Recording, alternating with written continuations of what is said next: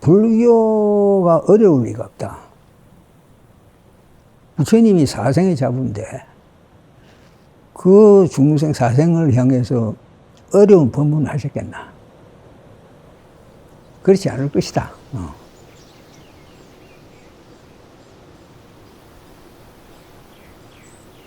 지금 이 시대가 팬데믹이니 뭐니 힘든 때요. 힘든 때는 가지가지 설도 나오고 학 주장도 나오게 되어 있습니다.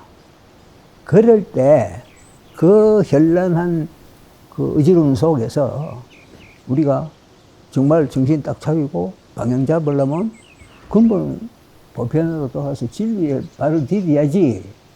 그 진리에 디딘 발이 든든해야지. 안 그러면 휩쓸려 갖고 있는 거죠.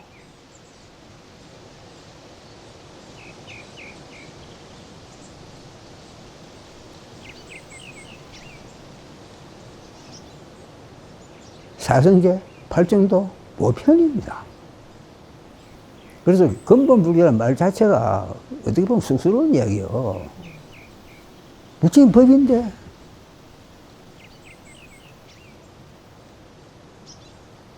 부처님처럼 보편, 시공초월한 보편을 가르친 적이 있어요? 도대체 부처 자체가 그렇잖아요.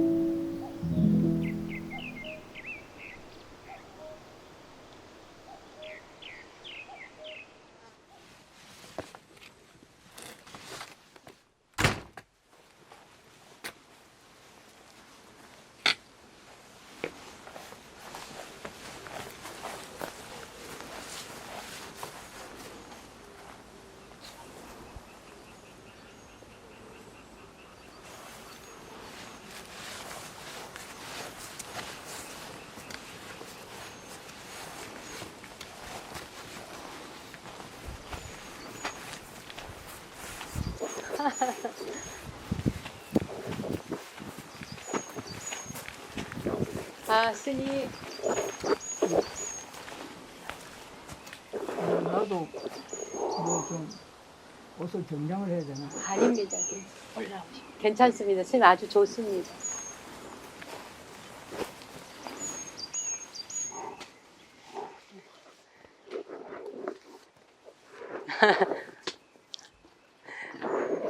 안개도 법당 지금 참배하고 스님 지금 뵈려고 내려가던 길인데, 예. 스님 안경이 아주 멋있습니다. 네, 이거 좋은 안경이. 좋은 안경이에요. 햇빛 가리고 좋죠, 스님. 직사광선을. 네, 맞아요. 직사광선 쏘이면 안 됩니다. 요새 그 이쪽 뭐야 예, 직사광이 아주 해롭잖아요. 예. 스님. 스님도 뭐 그런 거. 네, 하나 할까요? 네.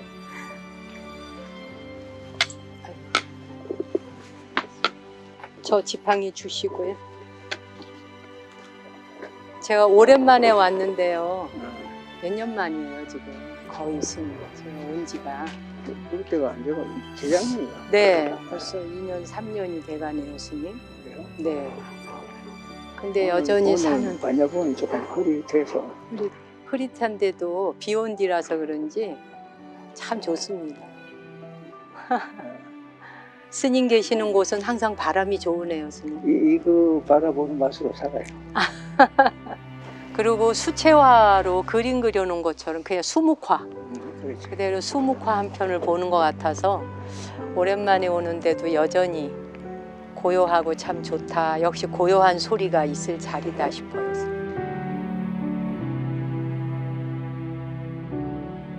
스님, 여러 해 만에 다시 찾아뵈었습니다. 엊그제 같은데 시간이 금방 흘렀더라고요. 한 2년, 2, 3년 됐죠. 네, 벌써 한 2년, 3년 되는 것 같네요, 스님. 음. 네. 그동안 뭐 건강에는 이상 없으신지요? 아이고, 늙은 주제에 뭐 건강 이야기는 하기 민망하고, 네. 뭐, 건강하다는 말도 거짓말이 될 테고. 그렇다고 딱이 어디 나쁘거나 아픈 데는 없으니까. 네. 뭐, 그만하면 건강한 편이죠. 그게 건강하신 거죠. 그렇죠. 딱히 어디 아픈 데 없으시면. 네. 뭐, 노인 건강이겠지, 그게. 아유, 그래도 이렇게 스님 오랜만에 배웠는데 여전히 스님의 그 법안도 아주 맑으시고 다시 뵈니까 너무 반갑고요. 감사드리고 촬영에 응해 주셔서 감사드립니다. 뭐, 아마 정 목사님이니까 나를 좋게 보고, 뭐, 얼굴도 좋다 하고, 뭐 그런 말을 하시겠지. 딴 사람 같으면 그런 말 안 할 텐데. 아유, 스님 그리고 뵙고 싶었습니다. 에이, 스님께서 법문을 담은 소리문고, 그 중에서 부처님 생애 이야기, 이 두 권의 책을 제 목소리로 낭독을 해놨거든요. 그랬는데 부처님 그분이라고 하는 그 책이 1부, 2부를 다 합쳐서 44만 조회에 이를 정도로 사람들에게 반응이 무척 좋고 지금도 계속 조회수가 올라가고 있고요. 이것만 보더라도 아마도 그 세상에 수많은 사람들이 굉장히 다양한 책이 있고 다양한 가르침들이 펼쳐져 있지만 그 부처님이 정말 어떤 분이신지 그리고 부처님의 원음이 어떤 것인가 이런 거를 상당히 궁금해했구나 라는 생각이 들었거든요. 이렇게 많은 사람이 구독을 하고 있었다는 소식을 듣긴 들으셨죠? 전에 들으셨죠, 스님? 스님이 읽었다는 건 들었어. 읽었다는 건 들으셨어요? 아니, 원래 뭐 스님이 잘 읽으시니까, 뭐 정목 스님이 기량을 잘 발휘하신다는 거는 한데, 부처님 생애 이야기에 대한 법문, 거기서 왜 스님께서 부처님의 탄생, 부처님 탄생에 대한 말씀을 하시면서 부처님께서 그 중국도 선택하지 않으셨고 그리스도 선택하지 않았고 중동 지역도 선택하지 않았다. 이제 이유를 쭉 설명하셨고 인도 쪽을 선택하시는데 그 중에서도 소수민족이랄까요? 그런 작은 나라 하나가 있는데 곧 풍전등화와 같이 망할 수도 있는 그런데 저기에서 법을 펼치면 좋겠다라고 생각하셔서 카필라국에 나신다는 이런 말씀의 대목을 제가 읽었거든요. 그랬더니 굉장히 많은 사람이 감동을 하고 댓글을 달아서 이런 법문 정말 처음 듣는다 하면서요. 근데 그 중에 아주 재미있는 분의 질문이 하나 있었어요. 왜 부처님께서 한국을 선택하지 않으셨나요? 라고 좀 순간 보면서 재밌기도 했고 이거는 내가 고요한 소리 오늘 스님을 뵈면 한번 여쭤봐야겠다. 그 질문하는 분을 위해서 스님께서 한 말씀 좀 해주셨으면 합니다. 그 당시 인도 카피라, 그게요. 그냥 우리가 뭐 지정학적으로 많은 나라 중에 하나, 또는 뭐 그 중에 약소국가 하나, 이뿐만이 아니고, 네. 지구상에 말이요. 수행자가 그 당시 인도에서처럼 참 존중되고 네. 존중받은 그런 국가나 문화가 있었습니까? 네. 수행자가. 수행자가 존중받는 국가. 예. 어느 정도냐? 나도 읽은 건데,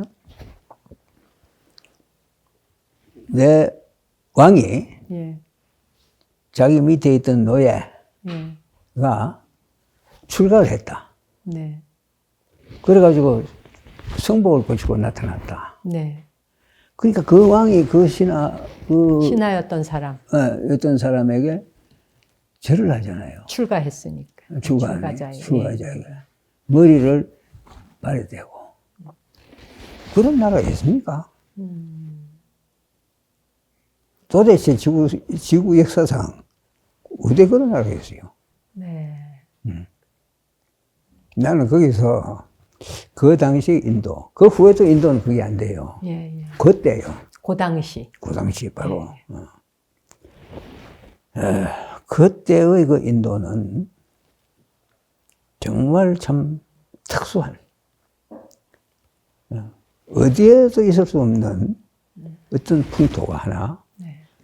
기적처럼 이루어지고 있었다. 예를 들면은 왕이라고 해도 그게 옛날, 그 후에 아소카 왕하고 달라요. 네. 아소카 왕은 전제군주예요. 예?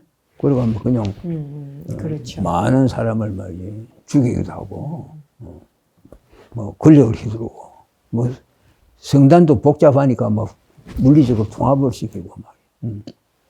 그런 그거 어떻게 보면 횡포 아닙니까? 네. 아무리 의도가 좋다 해도. 예, 그런 인도마저도 아쇼카만 가도 그런데 네. 그 당시에는 전혀 그하고 달랐다. 이 기적의 순간이라고 나는 보죠. 네. 어디에도 있을 수 없는. 그렇게 존중도 되고, 또 인도 사람들이 그 당시에 말이요, 소위 그 육파 철학이니, 네. 육파 철학 육사 이전에 외도? 육사 예. 외도니 하면서 그 구도심이 얼마나 강했습니까? 예. 뭐 그 말이 맞든 틀리든 그 사람들이 하고 있었던 방식이 뭐 우리에게 맞던 안 맞던. 맞든 안 맞든 그거하고는 아무 관계없이 도대체 그 정도로 열심히 길을, 진리를 추구하고. 그래서 소위 그 출가라는 것. 진리를 추구해서 집을 벗어난다는 것. 예. 이게 또 놀라운 이야기거든요. 어느 나라에 그런 문화가 있냐고. 네. 소크라테스도 공자도 다 집 속에 있었어요. 네. 출가하진 않았다. 예수도 안 했어요. 네. 그런데 그렇게 참 정말 놀라운 문화고 특수한 문화고 그러니까 거기 태어나서 소신껏 네. 진리를 추구하고 진리 추구라는 건요 혼자서 되는 법 없어요. 다 거들어줘야 돼. 자연도 거들어주고 옆에 사람도 거들어주고 그래서 스승도 되고 도반도 되고 제자도 네, 돼줘야 그렇죠. 그래야 공부가 이루어지는 거지. 그런 저런 거 아무것도 없이 뭐가 돼요? 그러니까 부처님의 선택을 그거는 한 게 아니라 그래 할 수밖에 없었다고. 한국 그 당시에 네. 2000년 전에 한국은 신라가 나오기 전이라 네. 소위 고조선 시대인데 네, 고조선. 그거 어떻게 합니까? 그 나타나서 무슨 이야기를 하고 무슨 공부를 하고 누구에게 뭘 말합니까? 비빌 언덕이 없는데 수행할래도 조건이 아직 아닌 거예요. 예, 예.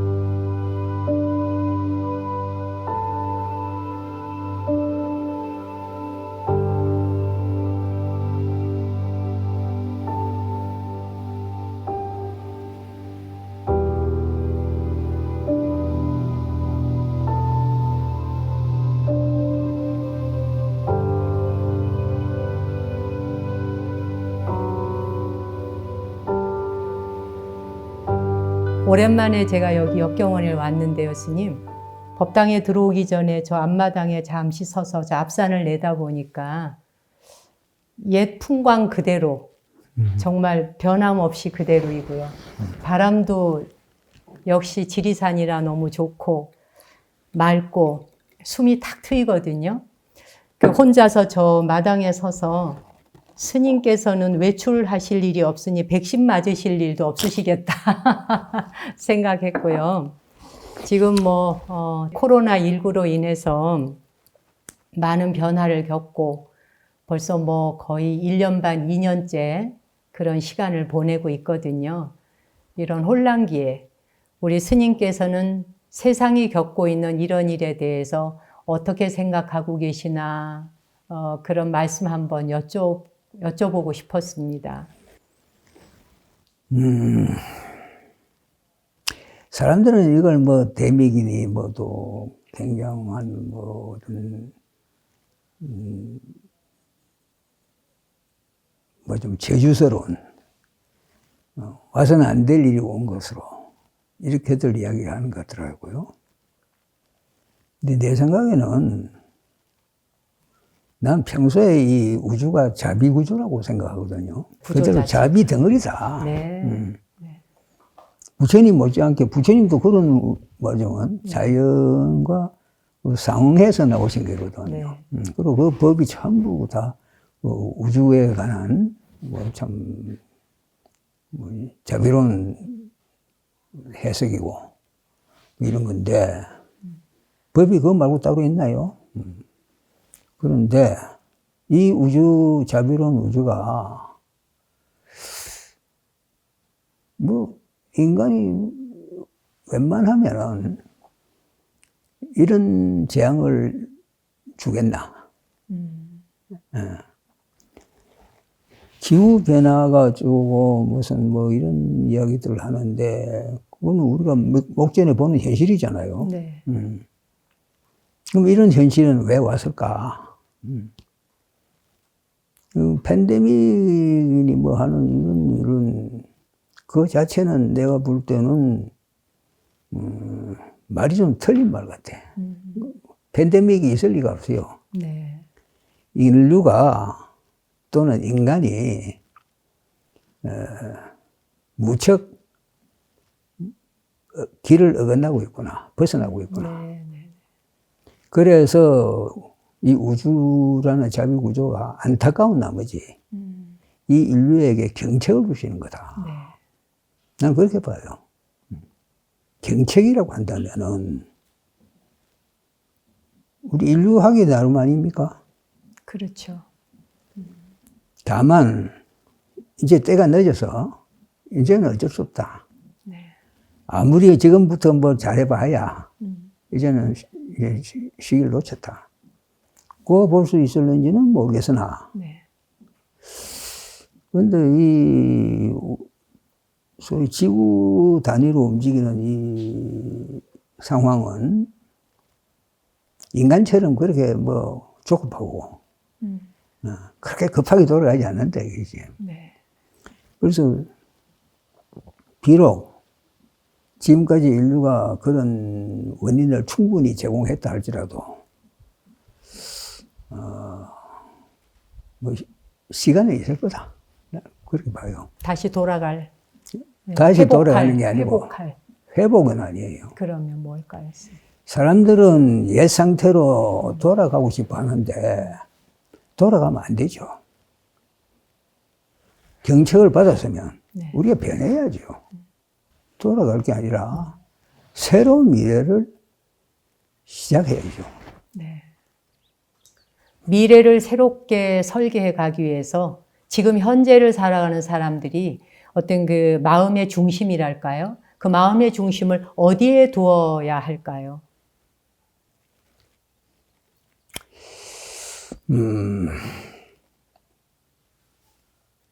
마음의 중심을 잡기 위해서는 어떤 이게 어떤 답이 정해져 있는 문제 같으면은 네. 답을 짚어 나가면 되는데 그렇죠. 이거는 우리가 그야말로 마음을 중심을 어디 잡을 게 아니라 마음 자체를 추스려서 새로 잡아야 되는 거거든요. 마음 네. 자체를. 네. 그런 거니까 그럼 우리가 이 마음을 지금 어떻게 쓰고 있고, 우리 마음을 쓰는 근거는 어디서 연원하는가? 응? 네. 그래서 우리가 지금 예를 들면은 상황을 어떻게 보고 있고, 네. 어떤 마음을 쓰고, 마음은 이제 그 상황에 대한 인식이 먼저 선행해서 네. 따라서 나오는 어떤 태도 아닙니까? 네. 우리가 지금 주로 마음 어디다 쓰고 삽니까? 지금 현대 한국인들이. 응? 뭐 크게 말하면은 돈에 신경 쓰고 살죠. 돈 하면서 눈앞에 그냥 네. 그 상황에만 쫓기면서 네. 돈을 신으로 모실 정도니까요. 소위 무신주의랄까, 뭐 금전 만병주의랄까, 뭐 그런 상황에 그냥 매몰되어 버린 거죠. 우리가 지금 어떤 마음이냐? 내가 보기에는 마음이 있나 그게? 네. 그냥 본능적인 어떤 반응, 시류에 쫓기는 거품, 네. 뭐 흐름이지 그거 무슨 마음이 있나? 우리가 무슨 마음이 있냐고. 돈이 마음이 될 수 있어요? 돈 욕구 추구하는 그게 마음이라 할 수 있어요? 마음이 그런 건가요? 아니거든. 불교는 심학이에요. 마음학이에요. 그만큼 마음이라는 건 참 소중한 거예요. 마음이 있기 때문에 인간이 있고, 인간이 있기 때문에 우주가 있다고 나는 생각하거든. 그래서 우주는 자비구조라고 가지 말하는 거예요. 네. 즉, 인간은 마음이 있는 존재이기 때문에 대단히 중요하고, 따라서 그만큼 그 마음 자체는, 그 자체를 뭐 어떤 빛깔도 색깔도 뭐 아무것도 없지만, 그 무엇보다도 영롱하고 가치로워야 된다, 이 말이지. 마음이. 근데 우리가 마음이란 말 함부로 쓰고 말이요. 지금 내 마음은 어떡해, 뭐 이런 식으로. 그래서는 안 되지 않겠나. 네. 한국 국민의 마음은 중국 국민하고 달라야 되고, 미국 국민하고 달라야 된다. 일본 국민하고도 달라야 되고, 러시아 국민하고도 달라야 되고, 또 북한 국민하고도 달라야 된다. 그렇게 생각해요.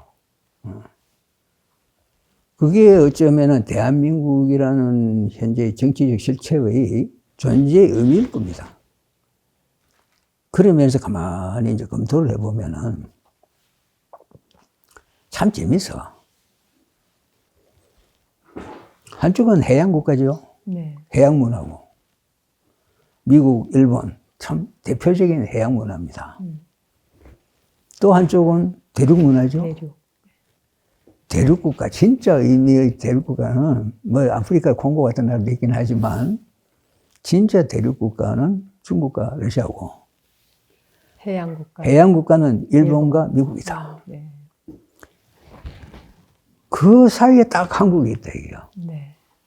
실제로는 한국이 이 반도 국가로서 치우쳐 있는 대륙 국가, 치우쳐 있는 해양 국가를 끌어야 된다. 그렇겠네요.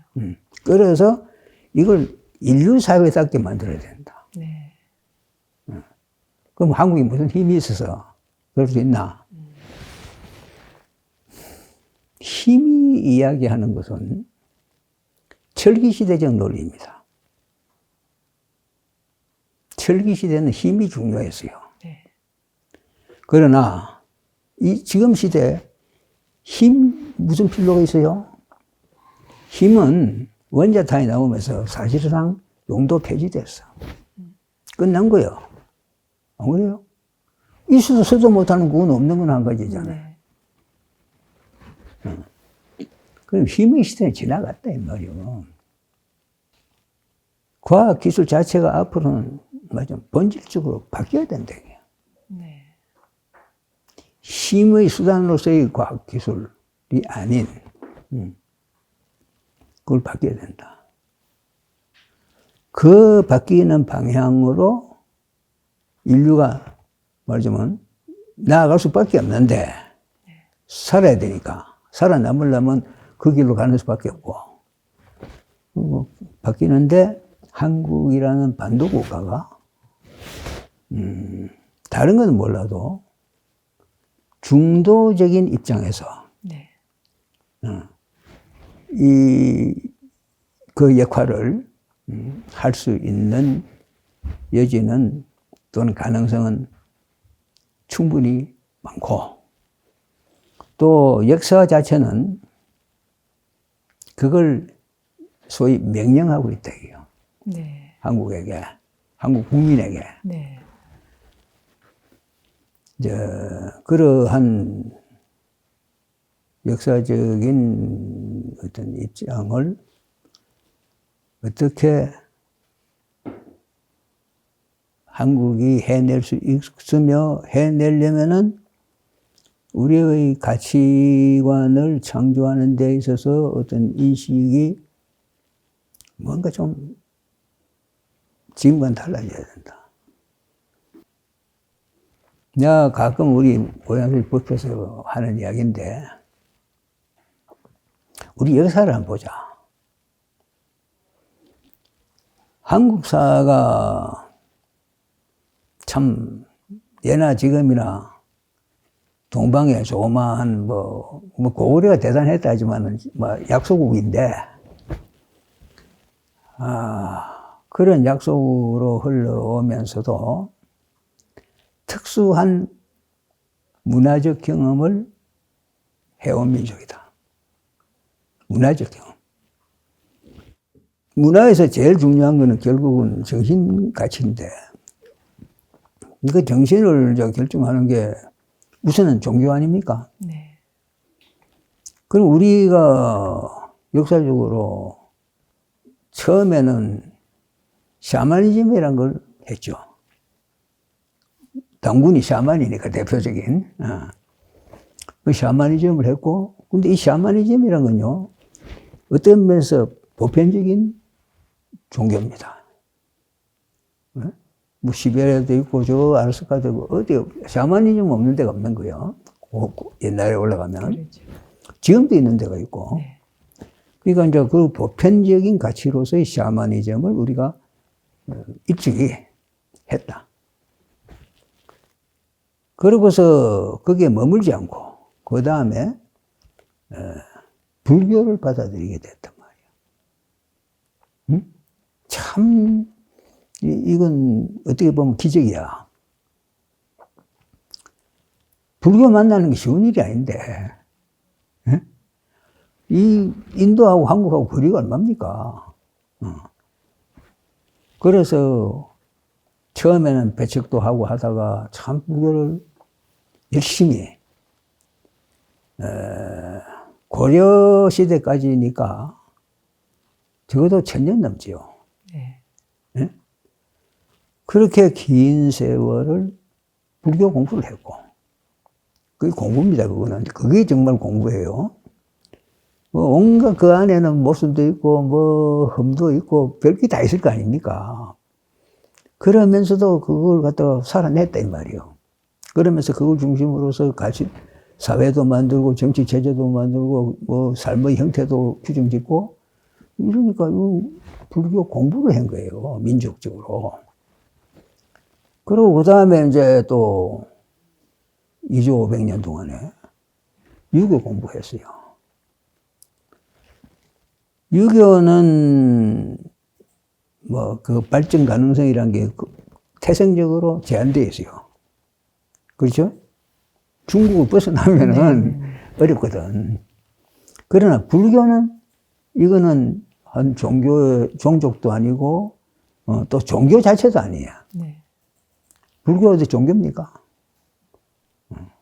우리가 종교라고 착각을 하는 경우가 많아서 지금 문제가 되고 있는데 불교야말로 반종교주의거든요. 부처님도 종교적 자세, 이걸 극력 발표했거든. 네. 뭘 맹신하지 마라. 어떤 것이라도 네가 확인해서 네. 그래서 스스로 결정할 일이지. 뭘 맹신하고 옆에서 권하고 뭐 대세가 어떻고 뭐 스승이 어떻다고 해서 따라가지 마라. 그렇죠. 이런 가르침이거든요. 그러니까 이건 종교가 아니죠. 반종교주의지. 네. 종교는 맹신이고 맹신은 지혜를 막 방해하니까 지혜 개발을 위해서는 맹신을 자세를 버려라. 이런 가르침이요. 네. 그게 불법인데 우리 그 불법을 만난 거예요. 또 유교라 하지만은 중국의 유교하고 우리가 2주 동안 경험한 유교는 다릅니다. 예. 성리학이에요. 성리학. 맞아. 중국에서 가장 발달한 훨씬 더 보편성을 띤 그것을 받아들인다. 그래가 2주 500년을 맞아 성리학 중심으로 살은 거예요. 그 다음에 이제 와서 소위 이제 근대 문물을 접하게 된단 말이에요. 그런데 기독교란 게 그 물이 무채가 들어왔다 이 말이에요. 소위 서양의 문물에 그 문물 소화를 우리가 하면서 기독교도 그냥 그 문의 한 부분으로서 받아들이게 되고, 근데 그것도 말이요 유별나게 심도 있게 받아들이게 된 거예요. 그래서 어떻게 보면 전 국민적 학습을 하고 있지. 네. 그런 이제 변화를 겪고 온 우리는 네. 문화적 DNA는 어떨까? 우리가 우리도 모르게 좀 DNA가 형성됐을 거 아닙니까? 예. 그 DNA는 그러면 어떤 구조로 됐나? 앞에 그것들이 고스란히 다 축적되어 있을 거 아니에요. 예. 그러면 적어도 세계에서 보편성에서 가장 말하자면 유력했던 요소들, 샤머니즘, 대성불교, 또 유교, 그것도 성리학, 그리고 현대 과학, 서양, 그리고 기독교까지. 이걸 다 우리가 말하자면 체화했다. 그럼 우리 DNA 이거는 굉장히 말하자면 고급 DNA야. 그러네요. 전부 학습을 했네요, 스님. 이런 보편적인 것들을 우리가 했다. 그것도 다양하게. 서성도 참 다양하게. 예? 이런, 말하자면, 공부를 해온 민족으로서 현재 우리가 있고, 이 현재 우리가 그러면은, 아까 처음에 내가 말했듯이, 대륙국가와 해양국가를 다 끌고 가야 할 어떤 힘이랄까, 어떤 가능성은 DNA 속에 충분히 배태되어 있지 않느냐. 난 그래 본다, 이 말이에요. 네. 제가 지금 듣기는 상당히 새로운 시각이면서 용기가 생기고요. 이렇게 종합적으로 그냥 뭐 역사적으로 불교는 불교, 유교는 유교, 성리학, 또 서양의 교육은 교육, 가치관, 기독교는 기독교, 어떤 면에서 각각을 따로 떼어놓고는 다 생각을 해도요. 스님 오늘 말씀하시듯이 이거를 한국인의 DNA에 우리가 이렇게 축적해왔다. 그래서 어떤 면에 우린 다 준비되어 있는 것이다. 그렇기 때문에 앞으로 한국이 굉장히 중요한 거점이 되고 한국 자체가 아주 중요한 역할을 해야 하고 할 것이다. 그 한 말씀이 제가 오늘 스님 뵈러 오면서 전혀 기대하지 않았었던 근데 아주 중요한 포인트를 짚어주셨고, 와, 정말 그렇구나. 우리도 모르는 사이 우린 그렇게 축적해 왔네. 정말 이렇게 보편적인 모든 것들을 다 우리 안에 경험하고 체득하고 체화하고 우리가 그런 민족이구나 라는 생각을 지금 들기도 하고요. 그런 생각이 들고 제 자신부터도 굉장히 용기가 좀 확 생기고요. 아마 우리 윤화방송을 보게 될 우리 구독자들에게 상당히 그 신선하고 새로운 시각을 열어주시는 게 아닐까라는 생각이 들어요, 스님.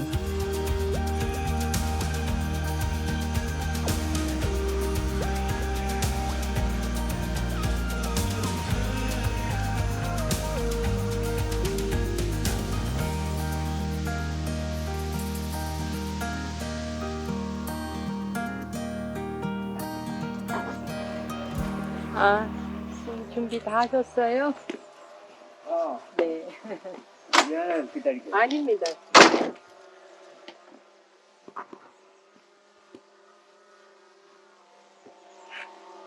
오랜만에 스님 덕분에 이렇게 여유 있는 시간을 가지니까 너무 좋아요, 스님.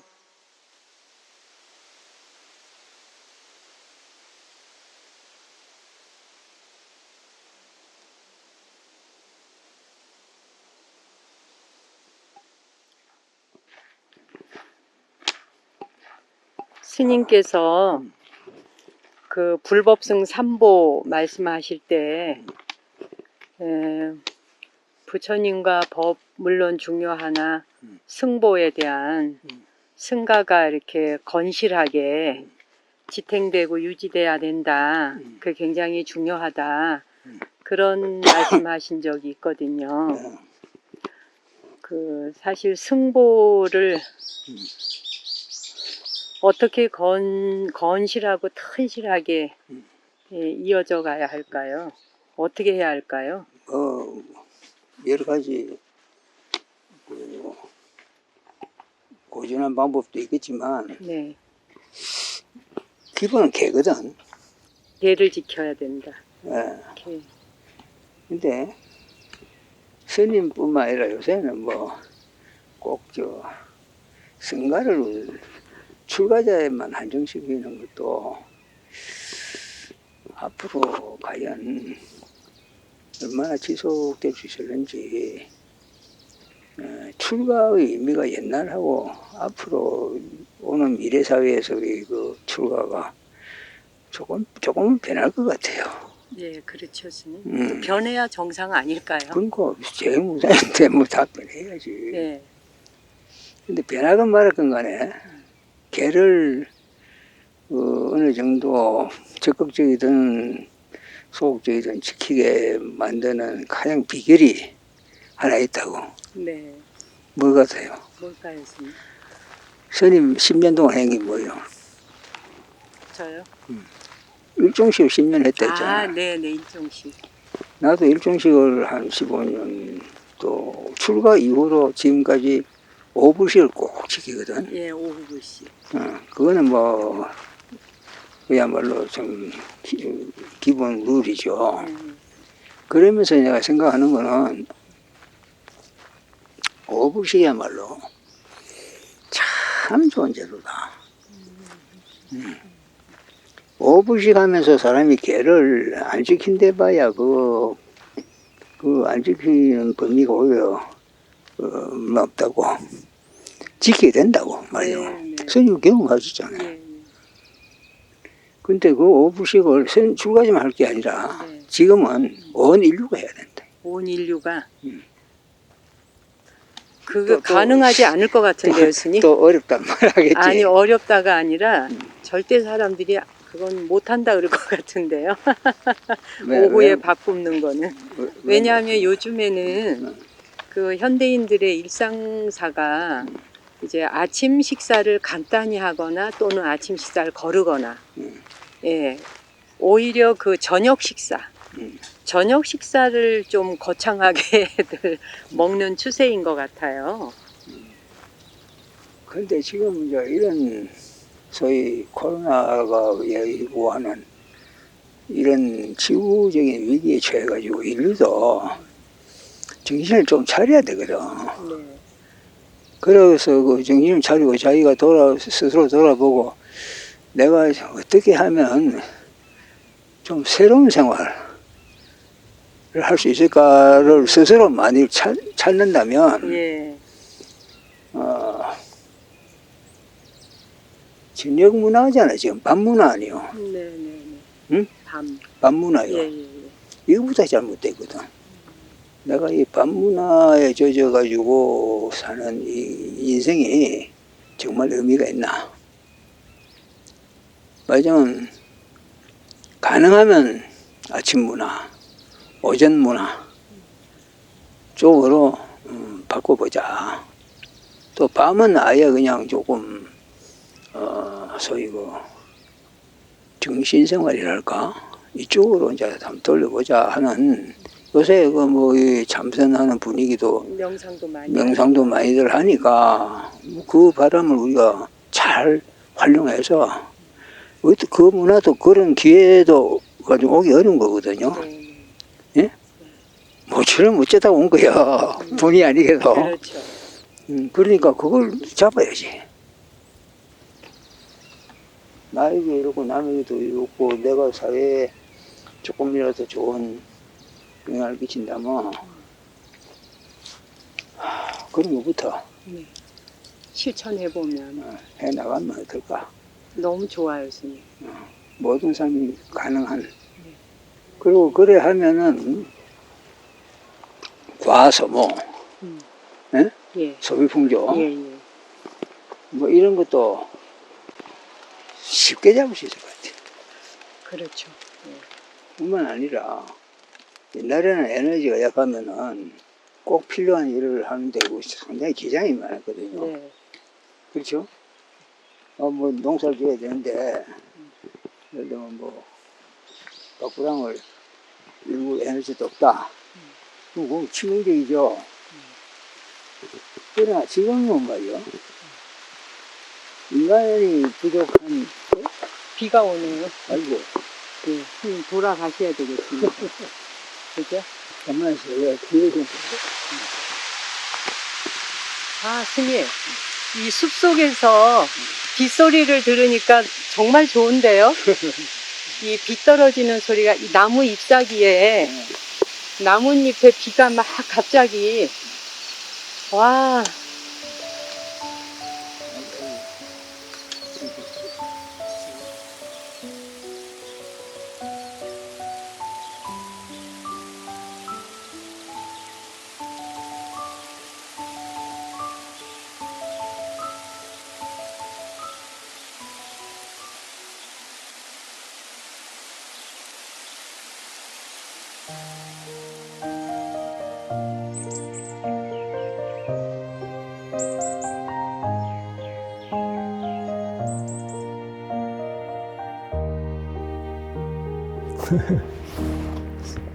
그 스님께서는 기회가 있을 때마다 근본 불교로 돌아가야 한다. 그 말씀을 굉장히 강조하셨거든요.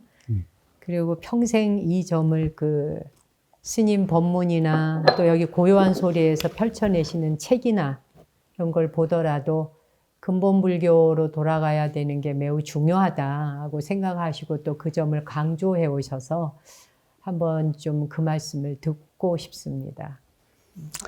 방금 지금까지 한 이야기도 네.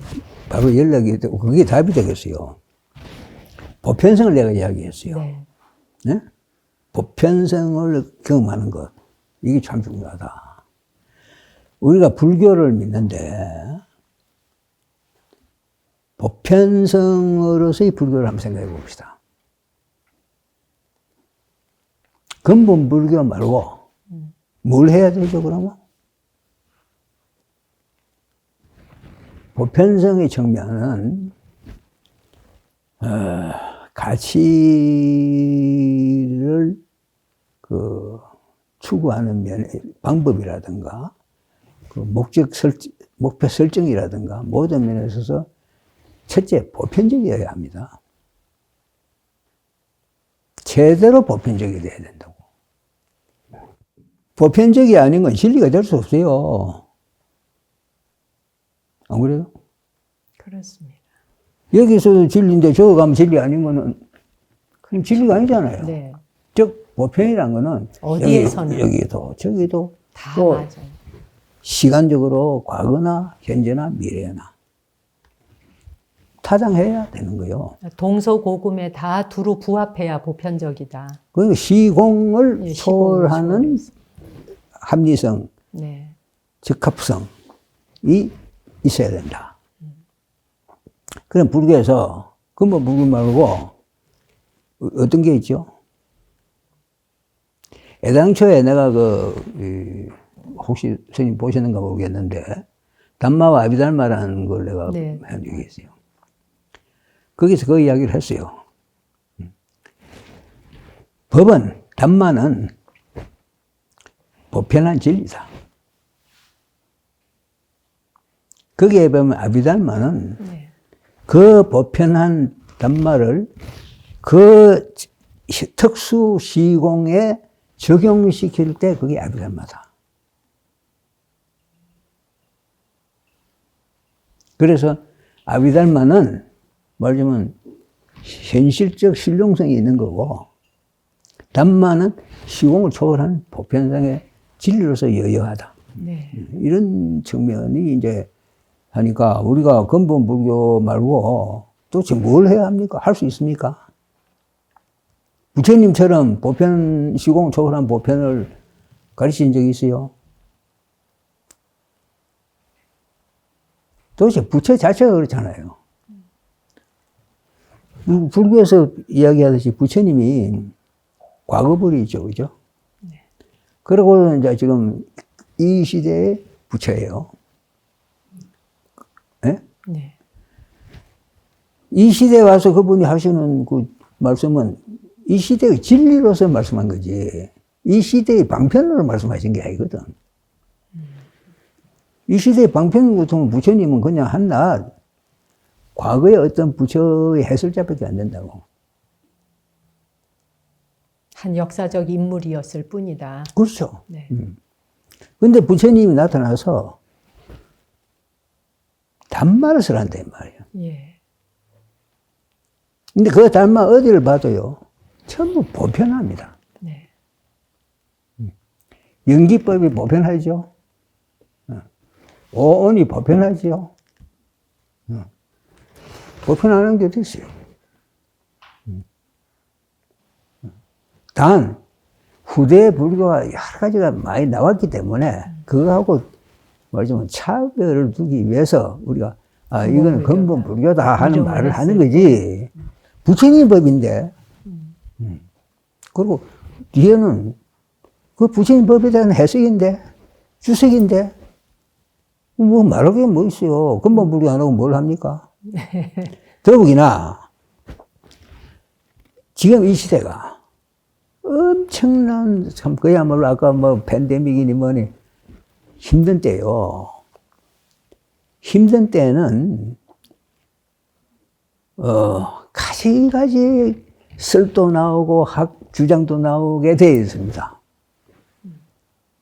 당연하잖아요. 시대가 그렇죠. 어지러울수록 많은 예언자가 나오고 뭐 주장자가 나오고 하게 돼 있어요. 그래서 별게 다 나와요.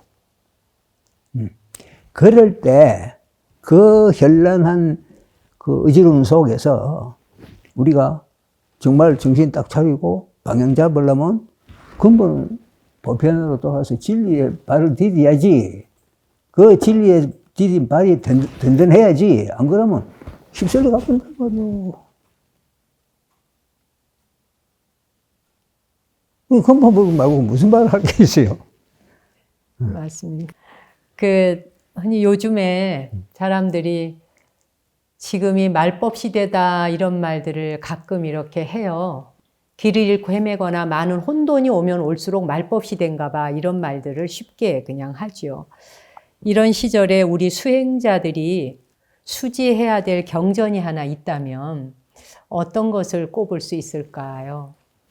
경전을 뭐 하나를 한 말이 그 하나의 경전이 뭔지 그때 스님께서 말씀하셨던 것 중에 그 염신경을 굉장히 중요하게 말씀을 해주셨었어요. 대단히 중요하죠. 네, 그래서 그 염신경이라는 경이 우리 수행자들이 수지하며 그대로 실천하고 실참해가는 그런 근간으로 삼으면 좋을 경이겠다 전 생각했는데 그 부분에 대해서 스님의 말씀을 직접 내가 그 이야기를 하게 되는 거는 우리가 정지부 있잖아요. 예, 정지부. 안굿더라니까요. 예. 거기에 제2장에 보면은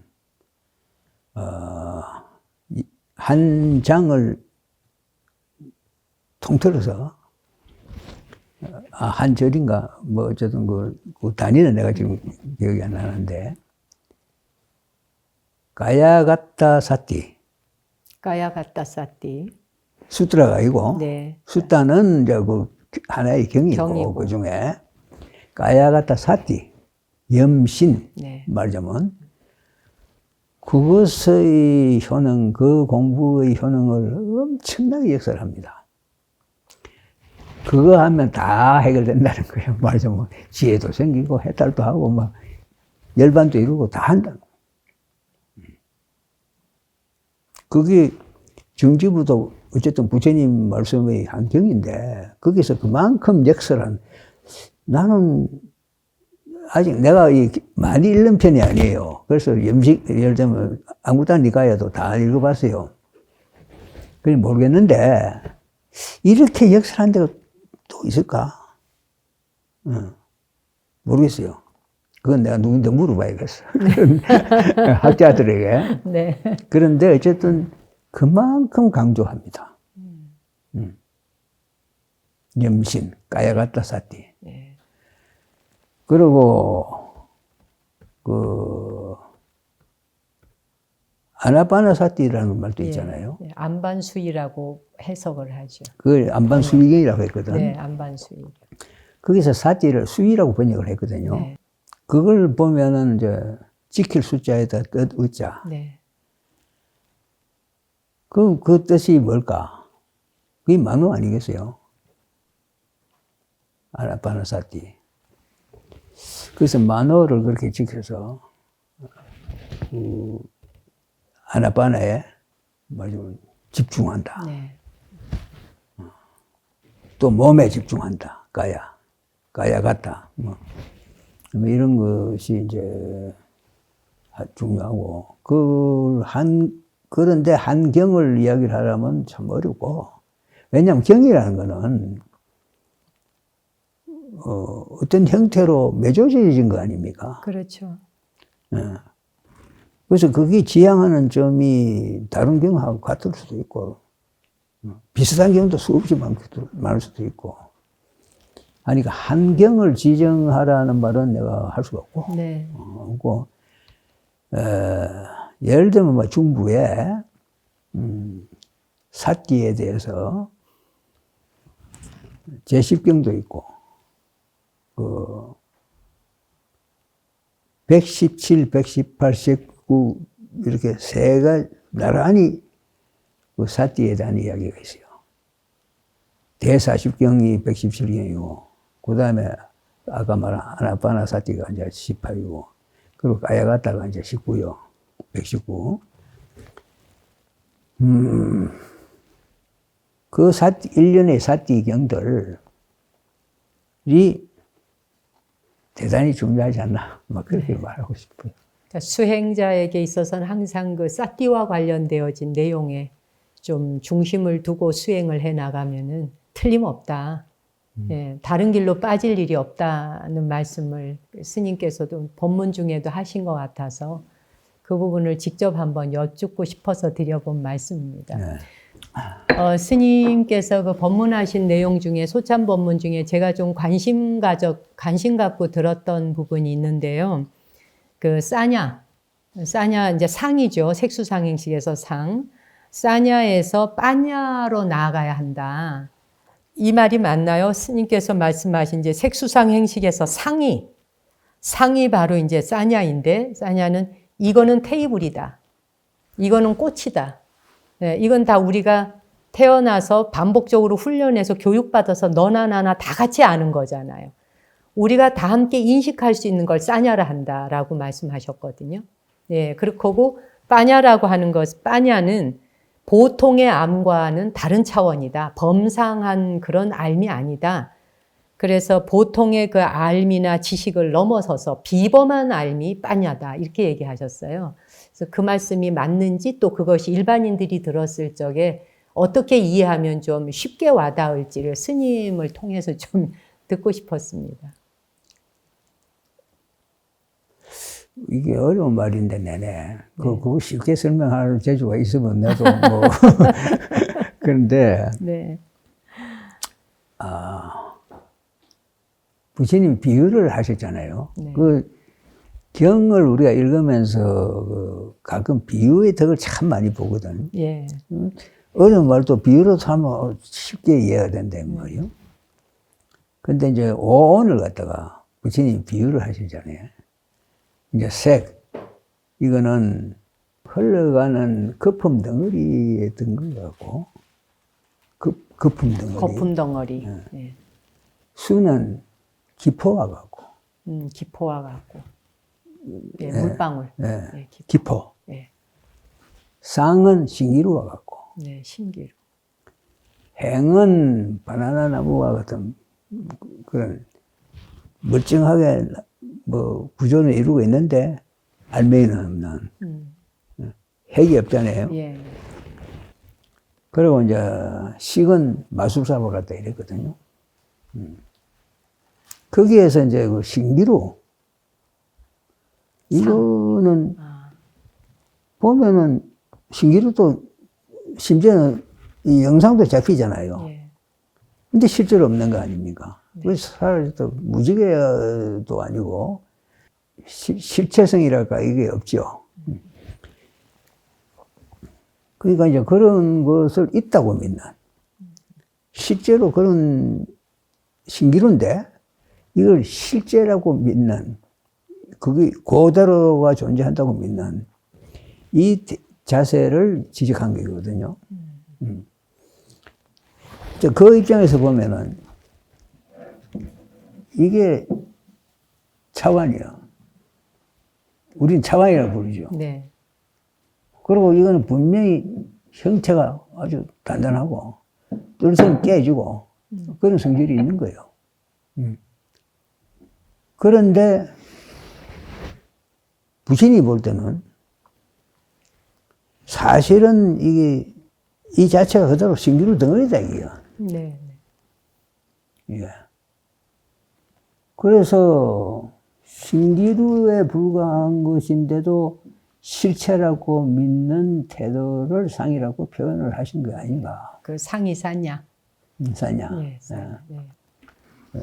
그렇게 이제 우리가.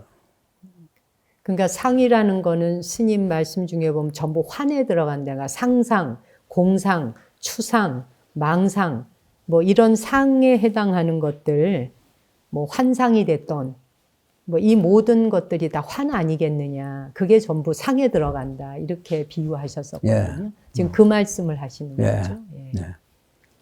그렇게 이제 상냐라는 거는, 비실체를 실체라고 보는, 뭐 좀 그런 착각, 착시. 뭐 이것이 그 본성이다. 쌍이. 그런 측면에서 오온이 우리를 구성하는 네, 덩어리. 요소 아닙니까? 요소. 그런데 그런 것이 오온이다. 온이란 게 이게 조금 범위가 넓거든요. 온 하면은 네, 네. 덩어리, 집합체 이런 것이 있어서 그 안에 여러 가지가 이제 있을 수 있는 거예요. 이 쌍 자체도 이제 온갖 집합체들이 모여 있어서 온을 이루는데, 그러나 그 성질은 한결같아서 환이다. 환을 말하자면 흙것을 실체라고 보는 그런 측면. 우리가 소위 말하자면 온 중에서 냐에 해당되는 건 산야부이거든요. 네. 산야가 비냐나부이거든요. 네, 네. 다른 거는 뭐 수는 몸하고 연관이 되어서 몸에 간지럽게 느끼서 뭐 생각하는 맞아. 거고, 네. 또 행은 뭐 이것저것 그냥 잡다한, 사실은 행은 범위가 재행무상이라고 표현할 만큼 참 넓어요. 진리가 아닌 모든 것이 행에 들어갑니다. 특히 이제 그 행 중에 소위 정신이랄까 작용하고 이제 연관되는 것이 행으로 이제 무한 건데, 예를 들면 12연기에서 행이 나오잖아요. 무명이 있으면 행이 있고, 행이 있으면 식이 있고, 명색이 있고, 쭉. 그럼 그때 행은 뭐냐? 반드시 재행을이라는 말을 씁니다. 재행.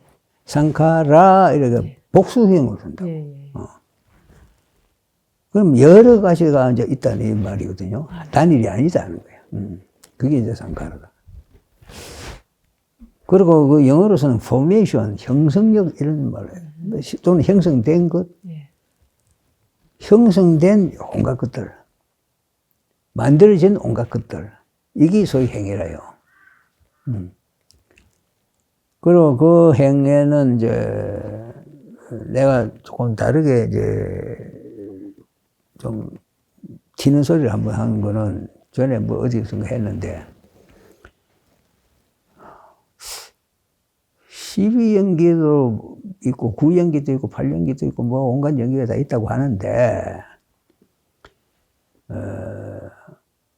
이상하게도 9연기에 보면은 식이 있으면 명색이 있고 명색이 있으면 식이 있다 이렇게 시작하거든. 네. 이 서로 원이 되는 거야. 식이 있으면 명색이, 명색이 있으면 식이 있고. 좀 독특하죠. 딴 거는 이리 다음으로 넘어가는데 이건 서로 상호 관계라. 근데 왜 그럴까? 그래서 그 이하로 내려가는 이 9가지 12연기에서 앞에 2개를 뺐으니까 10가지네. 예.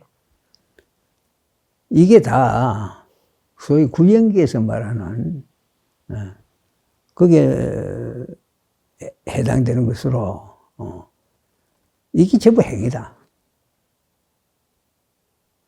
뒤에 거 사실은 따로따로 이야기할 수도 있고 다 끊어서 이게 재행이라고 해볼 수도 있다. 난 그렇게 이제 보고 싶어요. 무명이 있으면 행위 있고 무명이 없으면 행위 없다. 그러니까 무가 있으면은 무가 붙으면은 이것들이 있고 무가 없으면 이것도 없다. 내 이야기 아닙니까? 네. 그리고 무가 없는 게 명인데 명이란 거는 그대로 안지해 명광해 그런 좀 권속이거든. 그럼 안, 지, 해, 명, 광 이게 밝음의 소시거든요. 밝음. 네. 그 무명적 무가 빠진 거는 안지해 명광의 이야기거든. 그게 우리가 추구하는 빠냐. 광명이고 진리요. 네. 그리고 그 한가운데 해가 있죠. 네. 반야가 있죠. 그래서 이 반야는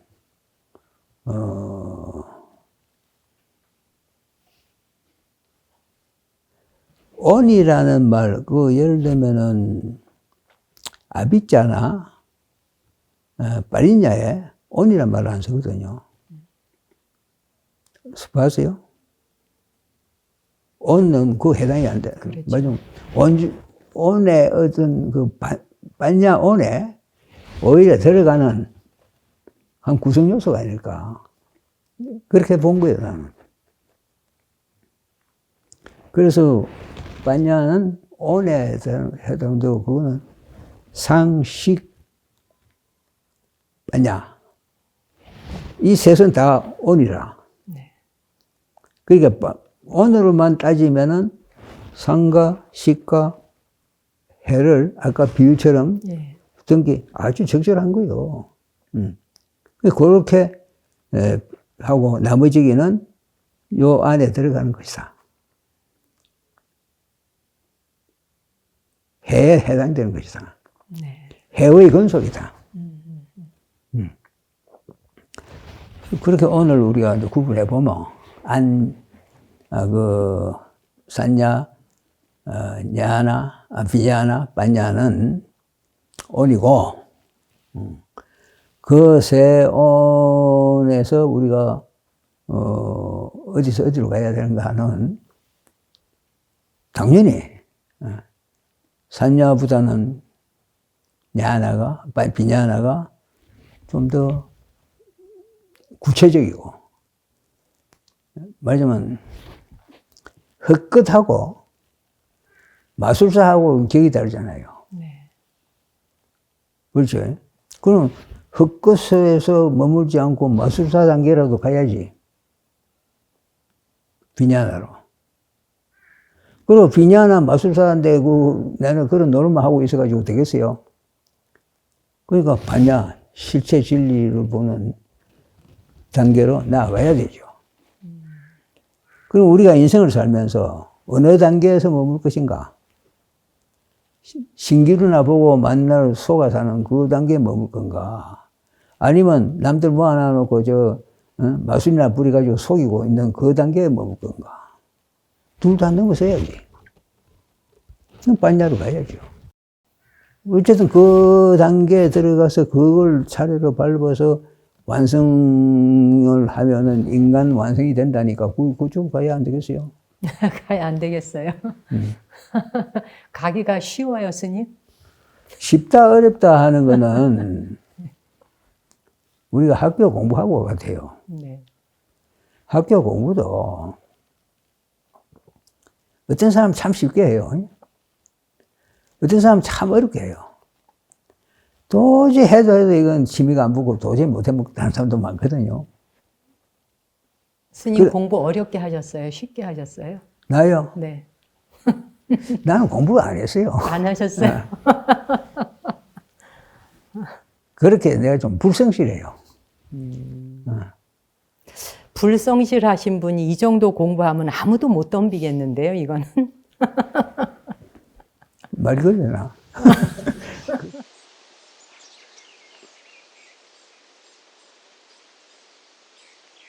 누군가가 또 이렇게 이끌어주거나 누군가가 이렇게 깃대를 세워주면 또 사람들이 준비가 되어 있는 분이 참 많더라고요. 그래서 이제 마음 공부하고 싶어 하는 분도 많고, 그 준비된 분들한테는 그 유나 방송이 많이 지금 환호를 받고 아주 좋아들 하세요. 지금 요번에 그 스님 것도 녹화해서 이제 올려놓으면 그 공부하고 싶었던 사람들, 그런 분들한테는 상당히 반응이 좋을 거라고 생각해요. 그리고 특히 뭐 일반인도 일반인이지만 이제 저는 그 스님들, 그 수행하는 스님들 있지 않습니까? 그 수행하는 스님들에게 또 특히 활성 스님 법문을 좋아하는 분이 정말 많더라고요, 전국적으로. 스님들이? 예, 스님들이요. 모르셨죠, 스님? 뜻밖이에요. 왜 뜻밖? 그만큼 그 스님께서 해주시는 한 말씀이 수행자들에게도 굉장히 큰 힘이 되더라고요. 이렇게 수행하고 싶은 용기가 나나 봐요. 조금이라도 되면 다행인데, 예. 글쎄, 내가 뭐 도움을 줄 수가 있나. 제가 아까 그래. 말씀드렸죠. 우리 스님이 그래. 이렇게 모습 뵙기만 해도. 그래, 영향이 돼야지. 네, 고요한 소리가 많은 사람들에게 알려지는 데에 그래도 이제 제가 당연히 해야 할 역할이니까요. 스님께서 이 지리산 산중에서 그 좋은 내용들 번역도 해서 내시는데 그 하나하나 사전 보시면서 그 글자 하나 틀렸나 맞았나까지 다 일일이 스님께서 원고 다 보시고 윤문하시고 또 주변에 이제 봉사하는 분들이 또 도와주시잖아요. 그분들이 너무 감사하고 고마우니까 저는 또 그거를 전하는 거, 제가 그 전하는 역할은 제가 할 수 있잖아요. 스님께서 번역해 내시면 제가 또 그거를 전할 수 있고, 그래서 우리 스님하고 저하고 합이 잘 맞는 거죠.